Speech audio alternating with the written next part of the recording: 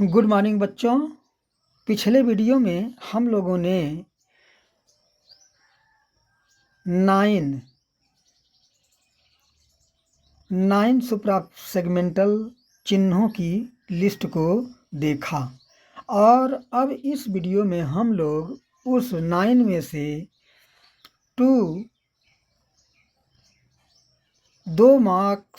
चिन्ह को प्रयोग करके देखने जा रहे हैं। आइए इन दो चिन्हों को हम लोग देखते हैं। ये दो चिन्ह हैं एक्सेंट मार्क्स।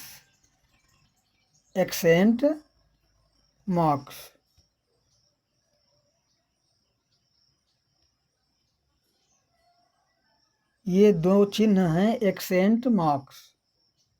एक्सेंट माने दबाव या बल या जोर। तो ब्रिटिश इंग्लिश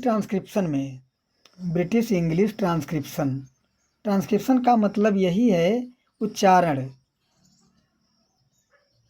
या ध्वन्यात्मक लेख। जैसे हम लोग हिंदी में पढ़ते हैं, लिखते हैं, तो एक ही ध्वनि संकेत, एक ही अक्षर से पूरा काम होता है।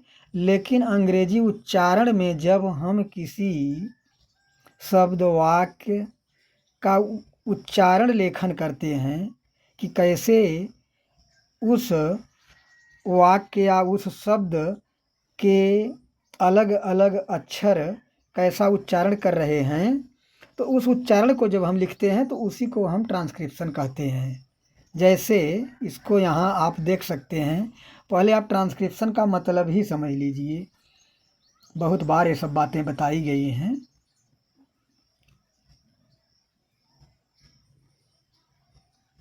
अब जैसे यहाँ एक वर्ड है EXAMINATION, एग्जामिनेशन।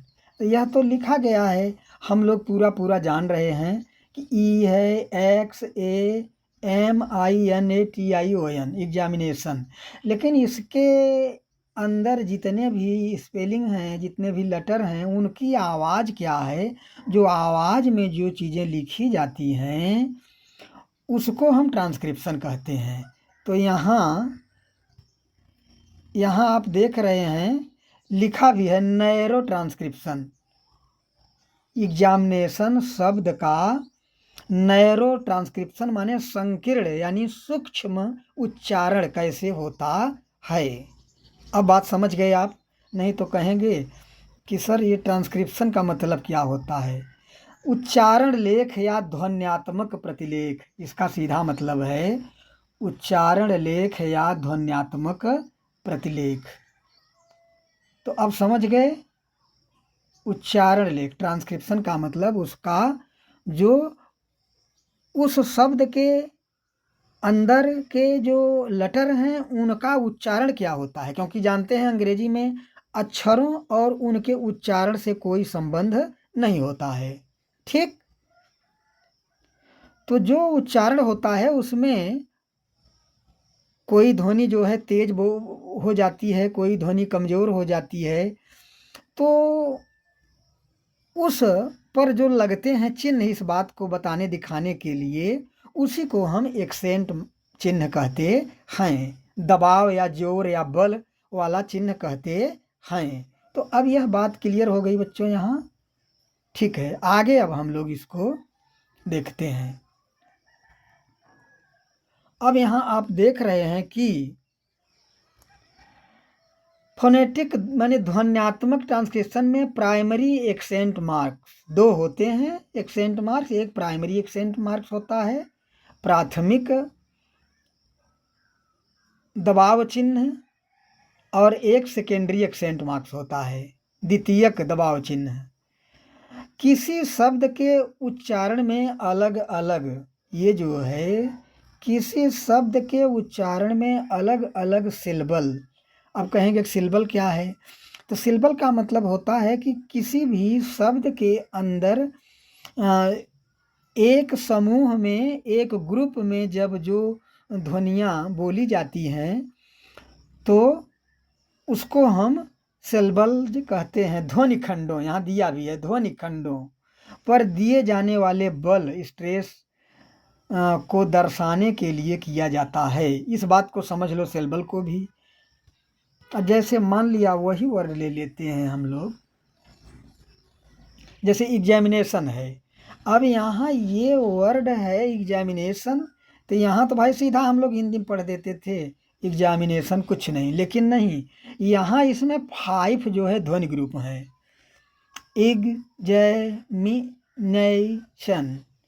तो इसमें सब एक समान नहीं बोले जाते हैं। जैसे हिंदी में हम लोग सीधा बोल देते हैं एग्जामिनेशन, एक समान। लेकिन जब अंग्रेजी उच्चारण में आएंगे, नैरो ट्रांसक्रिप्शन में आएंगे, तो एग्जामिनेशन, तो यहाँ जो है आप देख रहे हैं, यहाँ आपको एक चिन्ह मिल रहा है, वो चिन्ह देख सकते हैं। यहाँ देखो ये चिन्ह लगा है, ये छोटा सा, इतना बड़ा नहीं है, ये छोटा सा चिन्ह है यहाँ, एक खड़ी पाई की तरह जरा सा।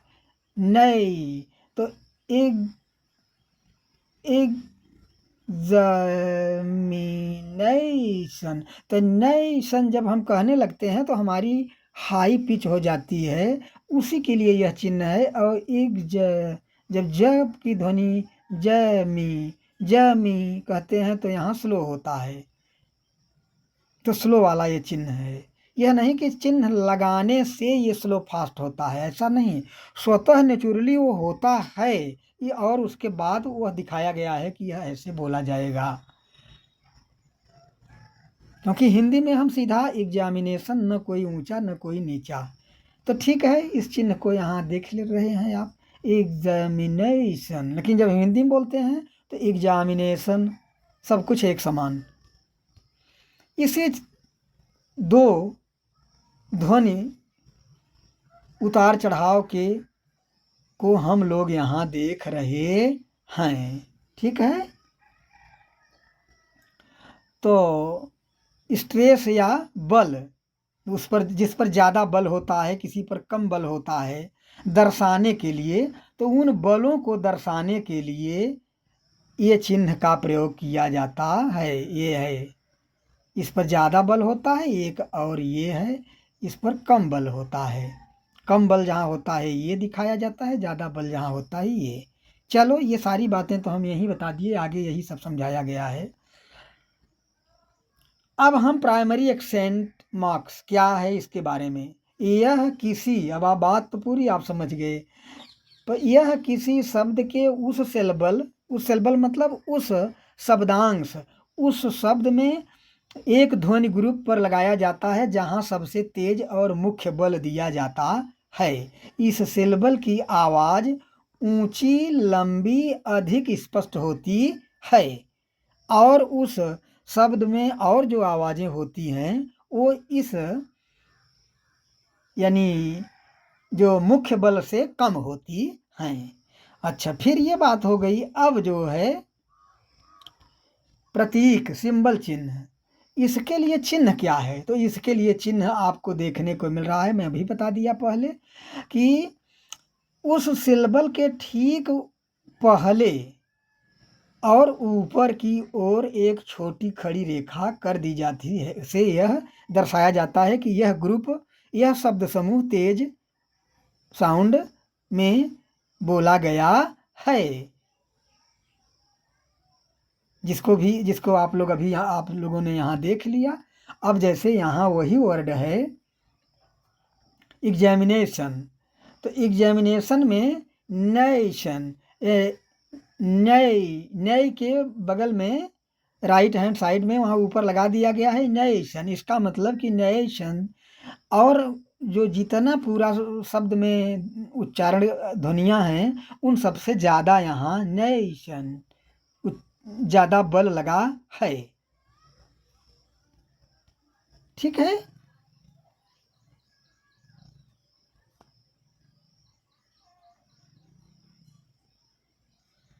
अब दूसरा है सेकेंडरी स्ट्रेस।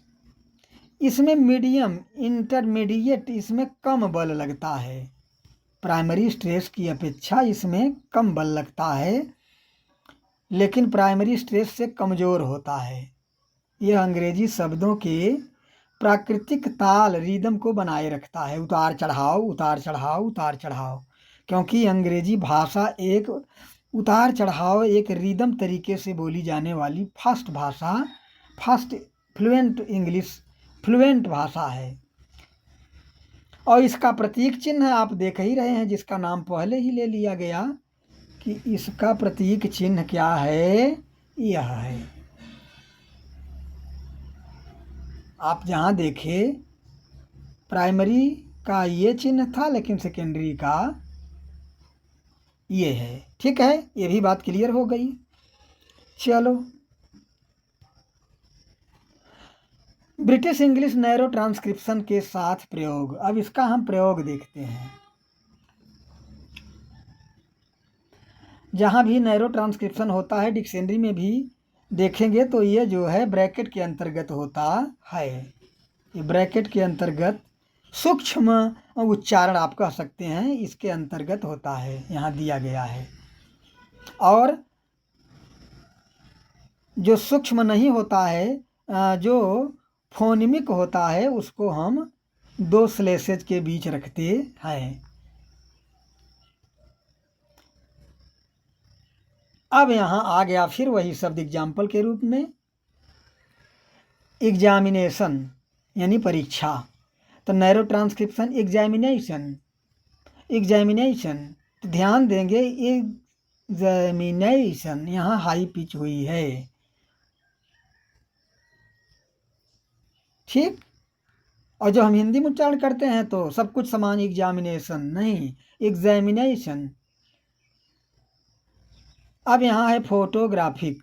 जब हम हिंदी में बोलते हैं, दूसरा वर्ड यहाँ लिए फोटोग्राफिक, लेकिन जैसे ही हम आ जाते हैं ट्रांसक्रिप्शन करके ब्रिटिश एक्सेंट में, तब देखो क्या हो जाता है। यहाँ देखो, नीचे देखो, यहाँ सेकेंडरी स्ट्रेस है, यहाँ कोई प्रेशर नहीं है, लेकिन यहाँ प्राइमरी एक्सेंट है।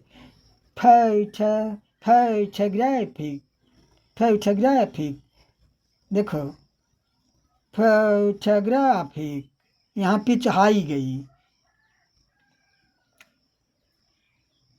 फोटोग्राफिक ऑटोमेटिक यहाँ हमारी आवाज़ चढ़ गई, जो ऊंचा कर दिया गया है पहाड़ की तरह। लेकिन फोटोग्राफिक जब जो स्वर और व्यंजन ध्वनि संकेतों को जान रहे हैं वही समझ पाएंगे इसको। अब पता लगा कि जिसको यह भी नहीं पढ़े हैं कि यह फ, यह अ, यह ठ, यह अ, फिर यह ग फोटोग्राफिक, ये नहीं जान रहे हैं ध्वनि संकेतों को, तो उनके लिए दिक्कत है।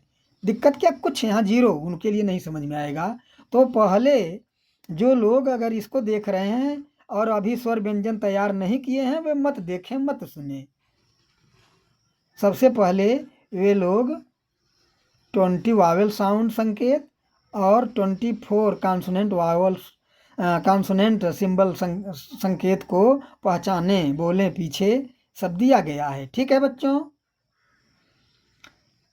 अब हम यहाँ कुछ सेंटेंस एक बड़ा ले लेते हैं, उस सेंटेंस में इस चीज़ को प्रयोग करते हैं। जैसे यहाँ है, जैसे हम लोग पढ़ते हैं, वह परीक्षा की तैयारी कर रही है, इसका उच्चारण हम लोग करते हैं, ट्रांसलेशन करते हैं, she is preparing for the examination.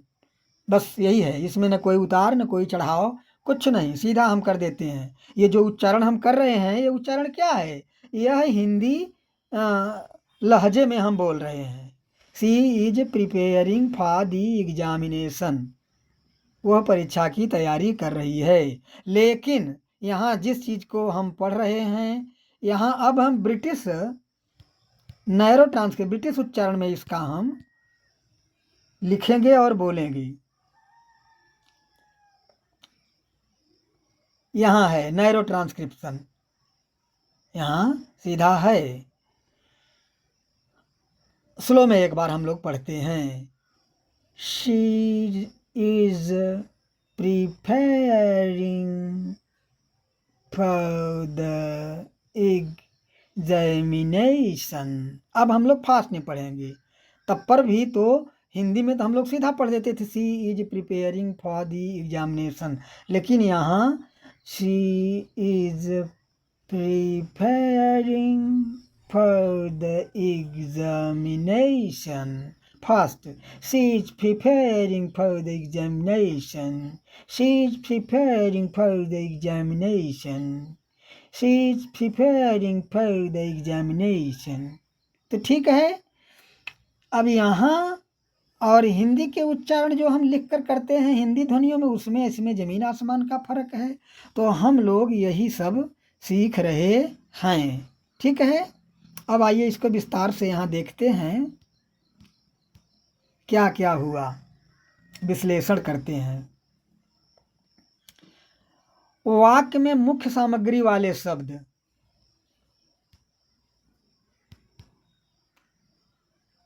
Content word. अब यहां भी आप कहेंगे कंटेंट वर्ड क्या होता है? जिनका अर्थ निकलता है, ग्रामेटिकल बात नहीं, जिनका कोई मीनिंग निकलता है, जिनका कोई, जैसे यहाँ है प्रिपेयरिंग, एग्जामिनेशन, तो अर्थ बताने वाले जो होते हैं वर्ड, उनको कंटेंट वर्ड कहते हैं। और जो अर्थ नहीं, वो स्ट्रक्चर बताते हैं, संरचना बनाते हैं वाक्य, उनको हम ग्रामेटिकल वर्ड कहते हैं या स्ट्रक्चर वर्ड भी कहते हैं। चलो उस पर हम लोग ग्रामर में पढ़ेंगे। तो एग्जामिनेशन में प्राइमरी एक्सेंट है, नेशन, नेशन पर प्राइमरी एक्सेंट है यहाँ, नेशन पहले ही आप जान चुके हैं। और jam, jam, jam, exam, exam पर सेकेंडरी है, जो वाक्य में के प्रवाह में भी सुरक्षित रहता है। अब हम एक आध लाइन और ले लेते हैं, एक पैराग्राफ मान लिया ले लेते हैं यहाँ। जैसे एक हम ले लेते हैं छोटा पैराग्राफ, अंग्रेजी शब्द है education is essential for civilisation, it helps in nation building. हम लोग हिंदी में पढ़ देते हैं सीधा, न उतार न चढ़ाओ कुछ नहीं। लेकिन जब हम इसके नैरो ट्रांसक्रिप्शन में आते हैं, जब इसके हम नैरो ट्रांसक्रिप्शन में आते हैं,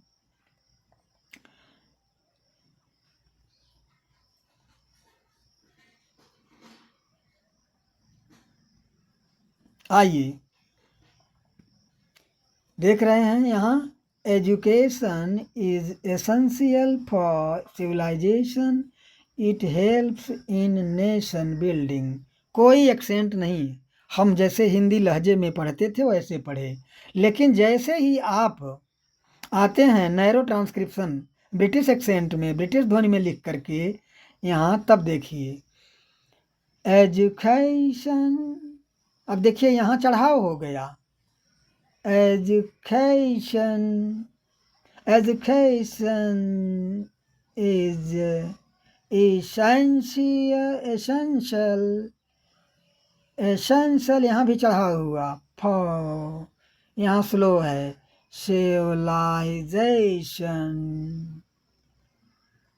इट हेल्प्स इन नेशन, यहाँ देखो हाई गया, नेशन बिल्डिंग।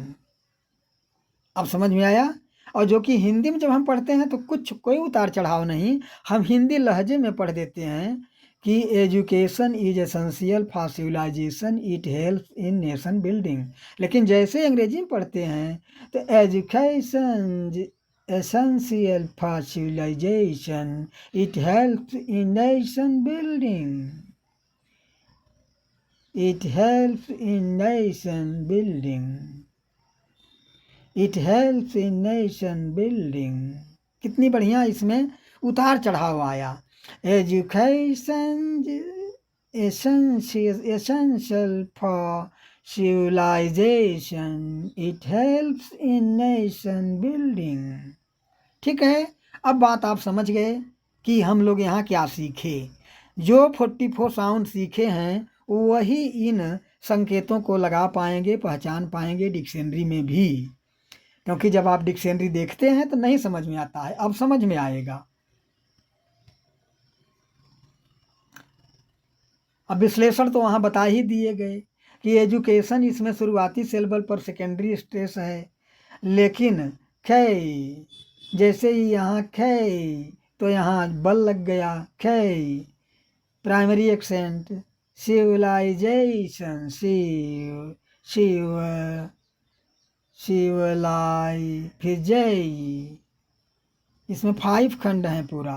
सिविलाइजेशन नहीं, इसमें 5 नहीं है, एग्जामिनेशन में है। तो इस तरह से अब आप समझ गए कि हाँ आखिर यह क्या है और कितना सरल है। अब आप समझ सकते हैं, इसका अभ्यास करना पड़ेगा, लेकिन फिर से इसके बारे में ये बातें समझा दी जा रही हैं कि अगर आप ये 44 साउंड्स जो हैं सिंबल संकेत, उसको पीछे के वीडियोज में नहीं अगर आप सीखे हैं तो यह बात नहीं समझ में आएगी, क्योंकि यह अक्षरों पर नहीं, यह ध्वनि उच्चारण में ही ये सब बात होती है, तो उच्चारण में ही ये संकेत लगते हैं।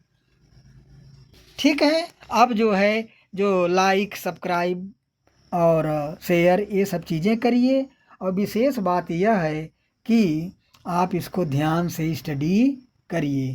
फिर हम अगले वीडियो में कुछ अगली सुप्रासेगमेंटल चिन्हों को ले करके आते हैं। ठीक है बच्चों, इन्हीं शब्दों के साथ जय हिंद, जय भारत।